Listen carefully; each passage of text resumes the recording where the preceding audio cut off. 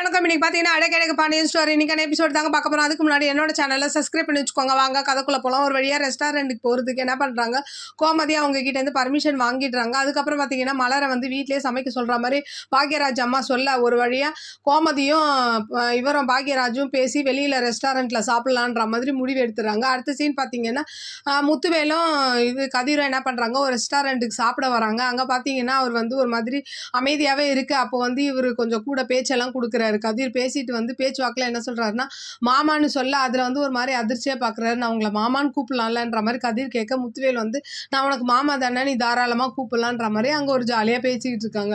அடுத்த சீன் பார்த்தீங்கன்னா, மலர் என்ன பண்ணுறாங்க, மீனா கிட்டேயும் ராஜுக்கிட்டையும் அவங்களோட லவ் ஸ்டோரி சொல்லிட்டு இருக்காங்க. அப்போ மதியம் கூட உட்காந்துட்டு இருக்காங்க. அப்போ அந்த டைமில் பார்த்தீங்கன்னா சுரேஷ் வந்துடுறாரு.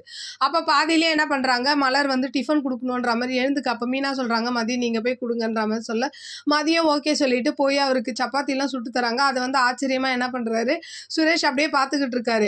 அது மட்டும் இல்லாமல் பாக்யராஜ் அம்மாவும் இது என்ன அதிசயமா இருக்குதுன்ற மாதிரி பார்த்துக்கிட்டு இருக்காங்க.